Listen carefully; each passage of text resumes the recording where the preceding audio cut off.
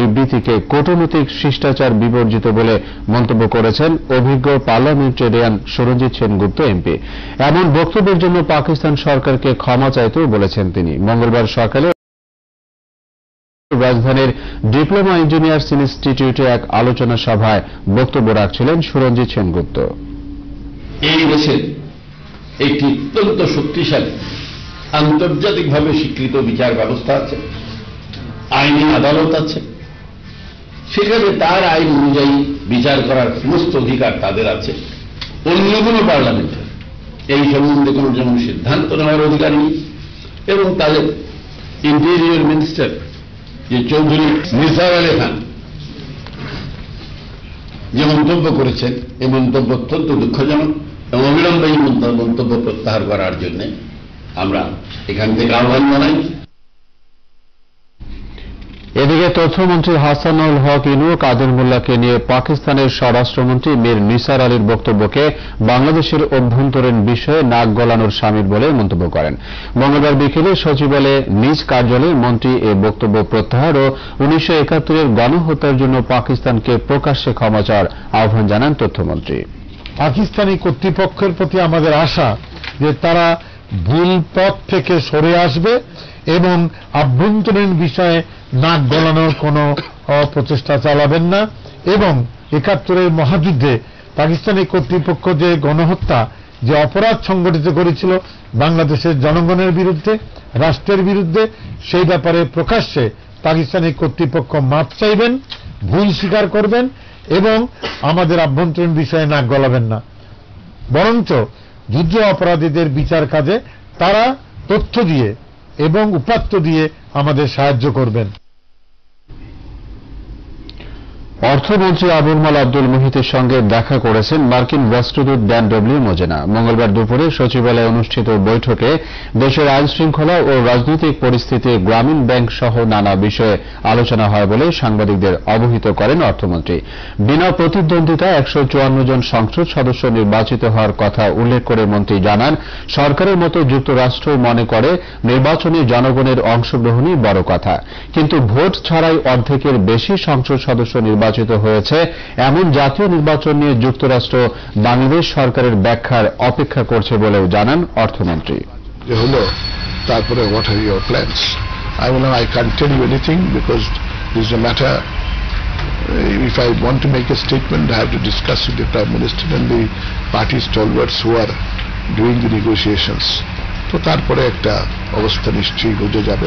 They are waiting for a government reaction to the current kind of election.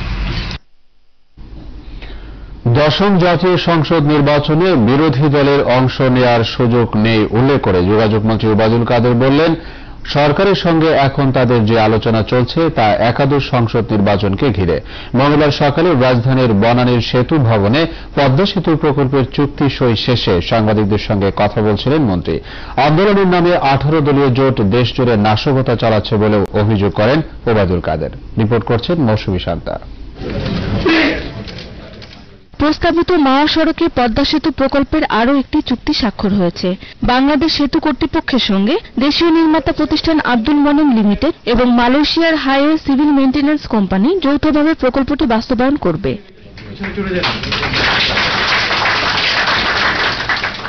চুক্তি স্বাক্ষর শেষে দেশের চলমান রাজনীতি নিয়ে সাংবাদিকদের সঙ্গে কথা বলেন যোগাযোগ মন্ত্রী ওবায়দুল কাদের। আইন শৃঙ্খলার যতটা অবনতি হয়েছে, যেসব জায়গা অবনতি হয়েছে সেগুলো ইমপ্রুভমেন্টের জন্য সক্রিয়ভাবে উদ্যোগ নিয়েছে। জনগণকে স্বস্তি দিতে, জনগণের জানমালের নিরাপত্তা বিধানে সরকারকে তো এখন কিছু কিছু ব্যাপারে কঠিন পদক্ষেপ নিতে হচ্ছে প্রশাসনিক ব্যবস্থা। এক প্রশ্নের জবাবে যোগাযোগ মন্ত্রী বলেন, দশম জাতীয় সংসদ নির্বাচনে বিরোধী দলের আর অংশগ্রহণের সুযোগ নেই। সরকারের সঙ্গে বিরোধী দলের এখন যে আলোচনা চলছে তা একাদশ নির্বাচনকে কেন্দ্র করে হতে পারে বলে ইঙ্গিত দেন তিনি। নির্বাচন কমিশনও সংবিধান সম্মতভাবে এগিয়ে যাচ্ছে এবং এদেরকে যারা আনঅপোজড ইলেক্টেড হয়েছে তাদেরকে নির্বাচিত ঘোষণা না করেও কোনো বিকল্প নেই। আসলে এটা পরিস্থিতি, এই বাস্তবতাকে এড়িয়ে যাওয়ার এই মুহূর্তে কোনো উপায় নেই। হয়তো একাদশ সংসদকে সামনে রেখে একটা সমঝোতা অত পৌঁছানো যাবে।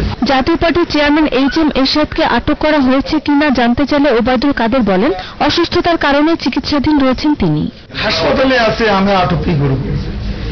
হাসপাতালে একটা অসুস্থ লোকই থাকে। মৌসুমী শান্তা, বগুড়া সংবাদ, ঢাকা। ঢিলেঢালাভাবে শুরু হয়েছে বিএনপি নেতৃত্বাধীন 18 দলীয় জোটের ডাকা 72 ঘণ্টা অবরোধ। মঙ্গলবার অবরোধের প্রথম দিন রাজধানীর কোথাও কোনো অপ্রীতিকর ঘটনার খবর পাওয়া যায়নি। রাজধানীর প্রায় প্রতিটি পয়েন্টে মোতায়েন করা হয়েছে অতিরিক্ত পুলিশ। নাশকতামূলক যে কোনো ঘটনা এড়াতে গোয়েন্দা সংস্থার সদস্যরাও সতর্ক অবস্থানে রয়েছেন। সড়ক, রেল ও নৌপথ অবরোধ কর্মসূচি চলবে শুক্রবার ভোর পর্যন্ত। এদিকে অবরোধের প্রথম দিনে মঙ্গলবার বিভিন্ন স্থানে গাড়ি ভাঙচুর, অগ্নিসংযোগ ও ককটেল বিস্ফোরণ সহ তাণ্ডব চালিয়েছে 18 দলের কর্মীরা। প্রতিনিধিদের পাঠানো তথ্যে এস.এম. মিজানের ডেস্ক রিপোর্ট। সাতক্ষীরার কদমতলায় জামাত শিবির কর্মীরা পিকেটিংয়ের চেষ্টা করলে যৌথ বাহিনীর ফাঁকা গুলিতে ছত্রভঙ্গ হয়ে যায়। এদিকে যৌথ বাহিনীর অভিযানে জামাত শিবিরের 6 কর্মীকে গ্রেফতার করা হয়েছে। অন্যদিকে ভাঙচুর জ্বালাপোড়ার প্রতিবাদে জেলা জামায়াতের আমির সহ 5 নেতার বাড়ি ভাঙচুর করেছে জনতা। দলীয় কর্মী নিহতের প্রতিবাদে জয়পুরহাটে সকাল সন্ধ্যা হরতাল পালনকালে আক্কেলপুর উপজেলা আওয়ামী লীগের দপ্তর সম্পাদক হাফিজুর রহমান হ্যাপিকে পিটিয়ে হাত পা ভেঙে দেয় জামাত শিবির। এদিকে রোববার হরতালের সময় গুলিবিদ্ধ আব্দুর রহমান নামে আরও এক জামাত কর্মী মারা গেছে।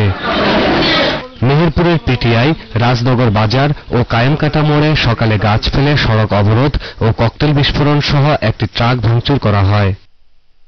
নাটোর রাজশাহী সড়কের কয়েকটি স্থান সহ রেলগেট এলাকায় টায়ার জ্বালিয়ে বিক্ষোভ করে বিএনপি ও জামাত শিবির। নারায়ণগঞ্জ মুন্সিগঞ্জ মহাসড়কের গোপনগর সহ কয়েকটি স্থানে ভাঙচুর, অগ্নিসংযোগ ও ককটেল ফাটিয়েছে অবরোধকারীরা। সিরাজগঞ্জে পৃথক দুটি স্থানে ভোরে 4টি ট্রাক ভাঙচুর করে আশা দলের নেতাকর্মীরা। অবরোধের সমর্থনে সকালে চট্টগ্রাম নগরীতে পৃথক মিছিল করে ছাত্র শিবির ও বিএনপি নেতাকর্মীরা। জেলা জামাতের আমির ডাক্তার ফয়েজ আহমদ গুলিবিদ্ধ হয়ে নিহত হওয়ার প্রতিবাদে লক্ষ্মীপুরে সকাল সন্ধ্যা হরতাল পালন করে দলের নেতাকর্মীরা। এছাড়া গাজীপুর, পাবনা সহ দেশের বিভিন্ন স্থানে নাশকতার চেষ্টা চালায় অবরোধ সমর্থকরা। এস.এম. মিজান, মোহনা, ন্যাশনাল ডেস্ক। অবরোধের প্রতিবাদে রাজধানীতে মিছিল করেছে আওয়ামী লীগ ও বিভিন্ন সহযোগী সংগঠন। মঙ্গলবার সকালে বঙ্গবন্ধু অ্যাভিনিউর কেন্দ্রীয় কার্যালয়ের সামনে অবরোধ বিরোধী মিছিল শেষে সমাবেশ করে যুবলীগ, স্বেচ্ছাসেবক লীগ ও প্রজন্ম লীগ। বক্তারা 18 দলীয় জোটের অবরোধ কর্মসূচির নিন্দা জানিয়ে সন্ত্রাস, জ্বালাও পোড়াও রাজনীতি বন্ধে সরকারকে আরও কঠোর হওয়ার আহ্বান জানান। বিরোধী দলের নাশকতা প্রতিরোধে দলীয় নেতাকর্মীদের সজাগ থাকার আহ্বানও জানান তারা।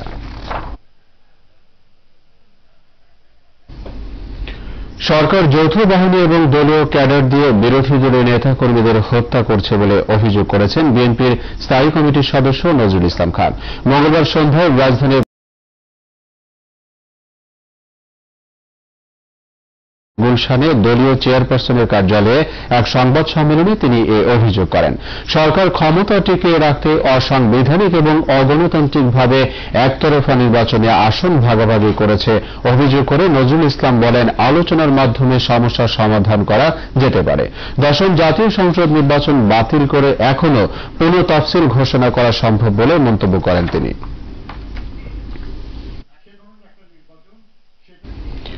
ভিশন 2021 বাস্তবায়ন ও যুদ্ধাপরাধীদের বিচার শেষ করতে নৌকা প্রতীকে ভোট চাইলেন কামাল আহমেদ মজুমদার এমপি।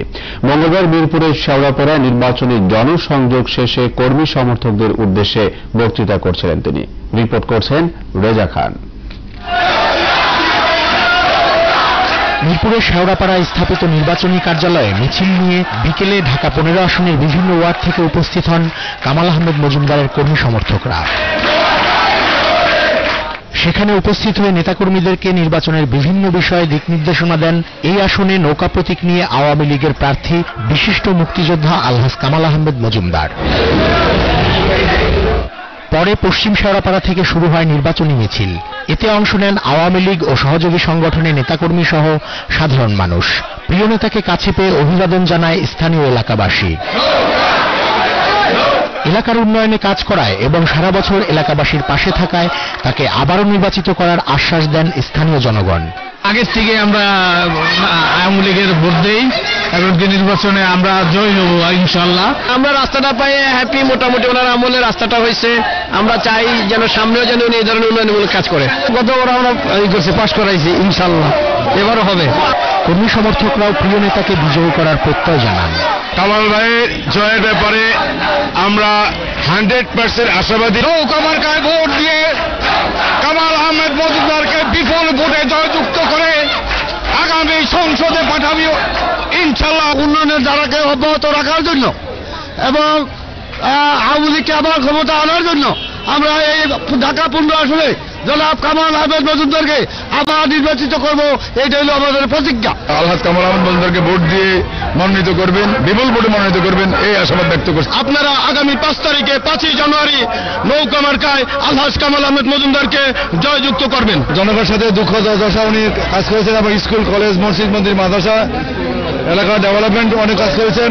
আমরা আশাবাদী, যেহেতু আমরা কাজে বিশ্বাসী। মিছিলটি পশ্চিম শেওড়াপাড়ার Beltola, Pirerbag road, Shamim Sarani, Mollapara, Agargaon Taltola bus stand, Shewrapara bus stand হয়ে নির্বাচনী কার্যালয়ের সামনে এসে শেষ হয়। সেখানে আয়োজিত সংক্ষিপ্ত সমাবেশে আবারও নৌকায় ভোট দেওয়ার আহ্বান জানান কামাল মজুমদার। ভিশন 2021 বাস্তবায়নের লক্ষ্যে দেশকে একটি সুখী সমৃদ্ধিশালী দেশে পরিণত করার জন্য এবং এই দেশে যুদ্ধ অপরাধী, মানবতা বিরোধী যাদের বিচার চলছে, বিচার কাজকে সম্পূর্ণ করার জন্য এবং যাদের ইতিমধ্যে রায় হয়েছে, রায়কে কার্যকর করার জন্য আপনাদের সবাইকে নৌকা প্রতীকামে ভোট দেওয়ার জন্য উদাত্ত আহ্বান জানাচ্ছি।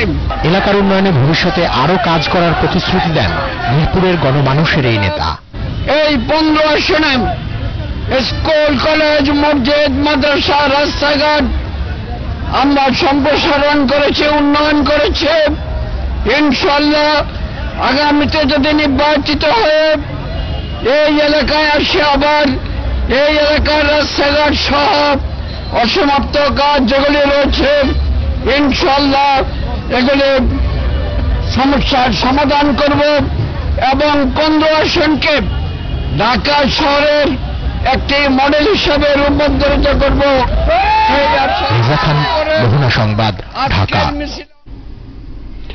দশম জাতীয় সংসদ নির্বাচনে একক প্রার্থীদের সংসদ সদস্য হিসেবে ঘোষণার বৈধতাকে চ্যালেঞ্জ করে হাইকোর্টে রিট আবেদন করা হয়েছে। মঙ্গলবার জাতীয় পার্টির ভাইস চেয়ারম্যান পরিচয়ে খন্দকার আব্দুস সালামের পক্ষে এই রিট দায়ের করেন তার আইনজীবী হাসান এম.এস. আজিম। মন্ত্রিপরিষদ, আইন ও নির্বাচন কমিশন সহ নির্বাচন কমিশনারকে বিবাদী করে রিটে বলা হয়, জনগণের অংশগ্রহণ করা ছাড়া কাউকে সাংসদ হিসেবে নির্বাচিত ঘোষণা করা হলে সংবিধানের কয়েকটি ধারা লঙ্ঘিত হবে। কোন নির্দিষ্ট আসনে প্রতিদ্বন্দ্বী না থাকলে এই আসনে সংসদ সদস্য ঘোষণার বিধান সম্বলিত গণপ্রতিনিধিত্ব আদেশের 19 ধারা কেন অবৈধ হবে না তাও জানতে চাওয়া হয় এ রিটে। এদিকে নীলফামারীতে আওয়ামী লীগের সংসদ সদস্য আসাদুজ্জামান নূরের গাড়ি বহরে হামলা ও সংঘর্ষে 5 জন নিহত হওয়ার ঘটনায় 4 জামাত কর্মীকে গ্রেফতার করা হয়েছে। তারা হলেন জামশেদ আলী, আব্দুর রহিম, বাদশা মিয়া ও নূর হোসেন। মঙ্গলবার নীলফামারী সদর থানার পরিদর্শক বাবুল আক্তার জানান, গোপন সংবাদের ভিত্তিতে সোমবার রাতে পুলিশ ও র্যাবের যৌথ অভিযানে পঞ্চগড় জেলার দেবীগঞ্জ উপজেলার চিতারহাট থেকে তাদেরকে গ্রেফতার করা হয়। এবার 1971 ডিসেম্বরের প্রতিদিনের ঘটনা নিয়ে আমাদের বিশেষ আয়োজন মুক্তিযুদ্ধের এই দিনে। তুমি জেলেমি বাংলা হয় করবা গুলি, খবরে কি বলবো আমি বাঙালি বাঙালি খানকে চিনি না মুক্তিযুদ্ধের সংগ্রাম করবো না। 18 ডিসেম্বর 1971 এই দিন স্বাধীন বাংলাদেশের প্রধানমন্ত্রী তাজউদ্দিন আহমেদ জানালেন, বঙ্গবন্ধু শেখ মুজিবুর রহমান পাকিস্তানের কারাগারে কোথায় ও কিভাবে আছেন তা সরকারের জানা নেই। বিষয়টিতে উদ্বেগ জানিয়ে ভারতের প্রধানমন্ত্রী ইন্দিরা গান্ধী বলেন, ইসলামাবাদকে অবশ্যই বাংলাদেশের নেতাকে মুক্তি দিতে হবে। বিজয় পরবর্তী 71 প্রতিদিনের কিছু খণ্ডচিত্র তুলে ধরছেন বদিউজ্জামান সুজন।